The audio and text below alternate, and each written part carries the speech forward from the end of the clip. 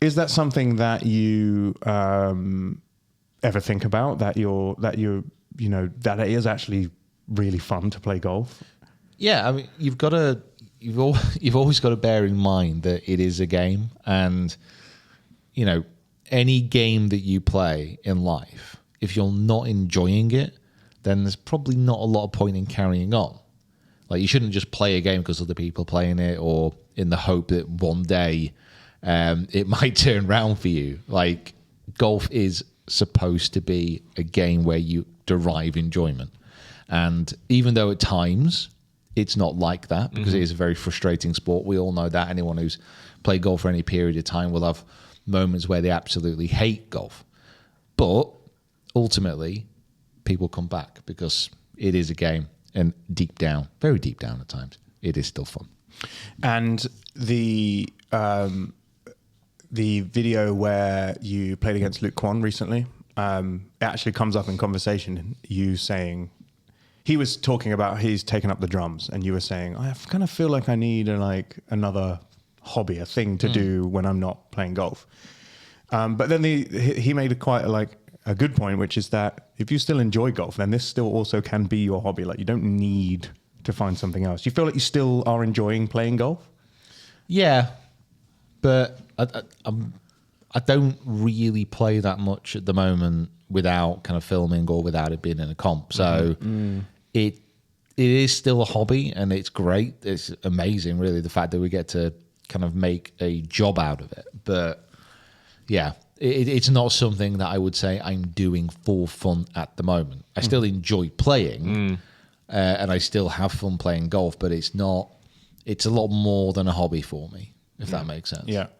I guess there's always a pressure point on whenever you play, because whether if it's in a comp, obviously pressure involved in that, but like filming a course vlog and flying all the way to Pebble, and you get one chance at it to go and film a good video. Like, you've got to play good golf. Yeah. There's sort of, Or terrible. well, one or the other. Hey, you just pick one and we'll go with you. But One of the two. Yeah, no, it's just more, well, like, we've been planning out the diary a little bit kind of this week and trying to figure out, what we're going to be doing the next few months. And, essentially, like, going through a diary, going through a schedule, it's hard to say, right, okay, so this day, sorry, I can't do that.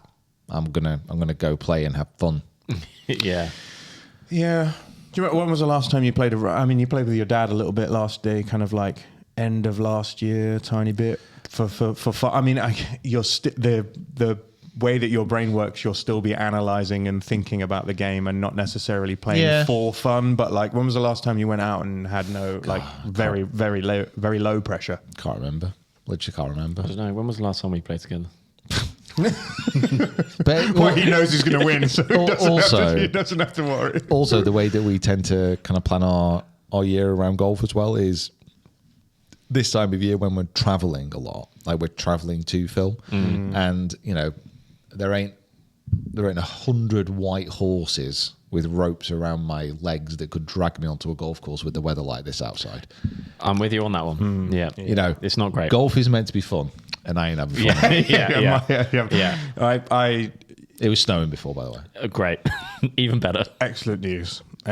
Yeah, my dad has been doing a lot of my dad lives down in London. He's been doing a lot of complaining about his golf course being shut, and fine. and the course. And then they do that thing where they don't shut the course, and they're like, yeah, go out and play if you want, but it's carry only, and it's all temporaries, temporary greens, temporary tees. Yeah. My dad's golf club put a coding system in now. So I said code green is just like you go and you can play and it's all open, it's all fine. Yeah. And then code black is I'm pretty sure code black. Is it code red? Potential death. It's like code black or code red means like the course is like closed, but ultimately that only happens on extreme circumstances. They like do this whole coding system, so it's like code brown. I don't know, it's just really muddy. So be aware. And like each code has like, you can carry, but you can't have your trolley, or you can have your trolley, and stuff like that. It's very complex. But anyway, it's very complicated for the it's members. It's code black today. It's even if you went out, like, you can't. It's very hard to enjoy yourself when it's not comfortable and it's not like Golf's fun, Mick. Golf is fun.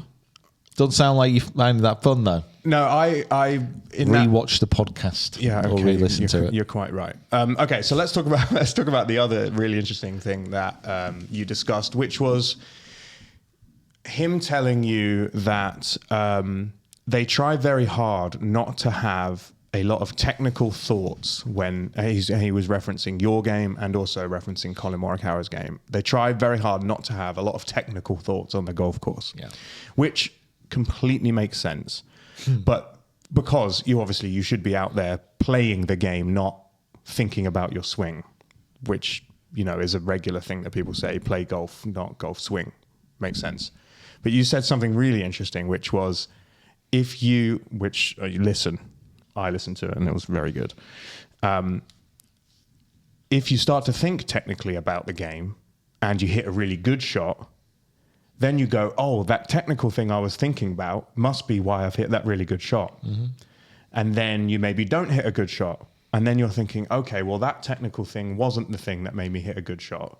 So I'll implement this other technical thing. And then you hit a good shot. And the entire time you're like compounding the overthinking on the golf course, which you get to 18 fairway and you're like, forgot to enjoy this. Yeah. Everyone does it. Everybody does it. It's very hard to go out on a golf course and not have a technical swing. 100%. Yeah. And for some people, it's impossible. It's actually impossible just to go out and play the game. I don't think I've ever gone out and just played the game. Yeah, it's because the thing is with golf, you have to allow there to be a lack of control.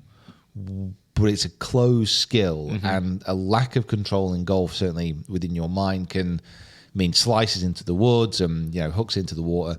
So you end up trying to control as much as you physically can, when the best performers in any sport will go out and play free from technical thought, or certainly have only a technical thought that doesn't impinge on the freedom of the technique. So the best way, the very best way to play golf, and this isn't a new fandangled idea, but it's that you practice hard enough on your technique that when you get out onto the golf course, it's more of an automatic system. So you don't have to think about it, and that you can trust it.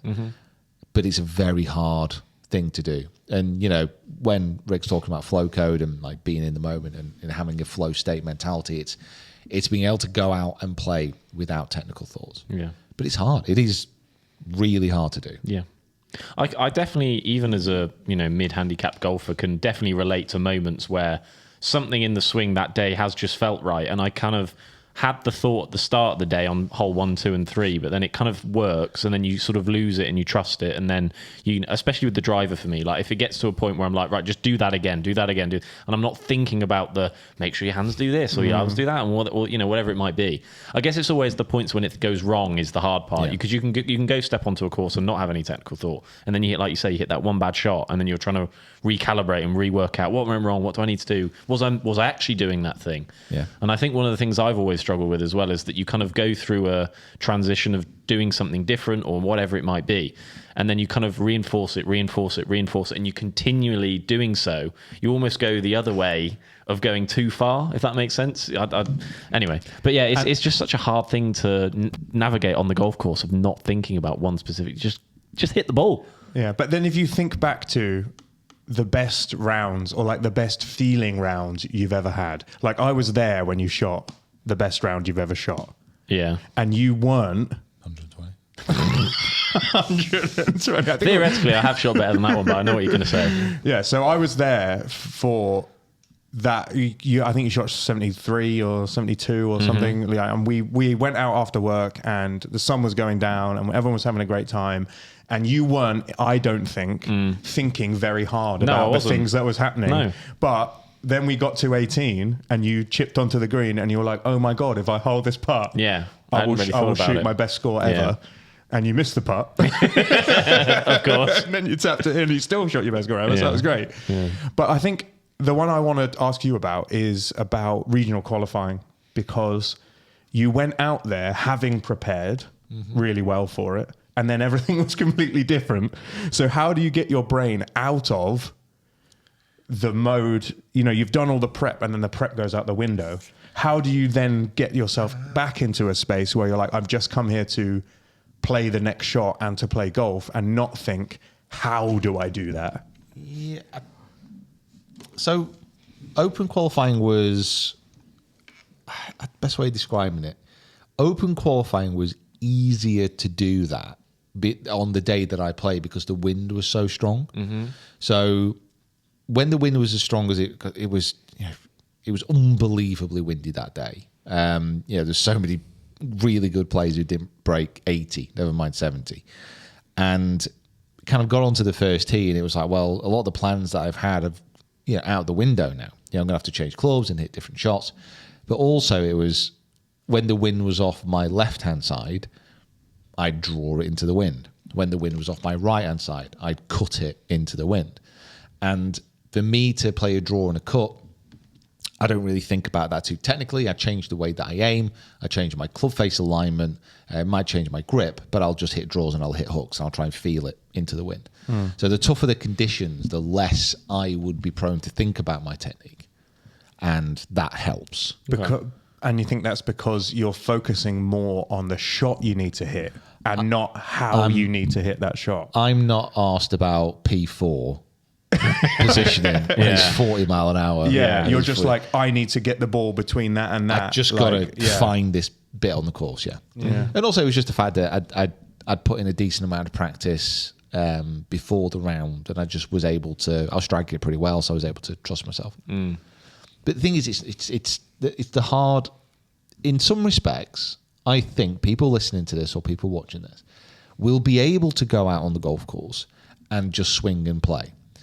The hardest thing to do is to be going out, see your shots, kind of pick your numbers, pick your clubs, hit the shot. The hardest thing is when it goes wrong, is not to start thinking, I know what I did there. It was my right arm position, so I'll just practice. And then all of a sudden, like you said, it's one thing after another. And by 9 holes, you've got 12 swing thoughts. So it's a very easy thing to do, to try and latch onto swing thoughts and feelings to try and establish a sense of control, when that control is an illusion, it's a myth. And it's one of the worst things I had when I was giving lessons. And someone will come in for a lesson after a couple of weeks. It's like, have you had time to practice? I say, no, not really. I've played a couple of times, and I've not played very well. It's like, well, it's probably because you've taken what we've done on a lesson, which is a technical change. You've taken it to the golf course, not practiced it, and introducing something new, especially if it's a big change, it's just going to cause absolute carnage. So it's very easy then to say, wow, this is not working. And then almost giving up on it, and then being stuck in this weird halfway house between a new swing and an old swing. And the ability to get a lesson is great, but you have to have the ability to practice in between, and then understand that the whole point of the practice is so when you get onto the golf course, you just go play, rather than taking your practice out there. But it's an easy thing to do. Sorry. Yeah. I think that's a good point to Thank you. finish on. Appreciate that. Well done, Peter Finch.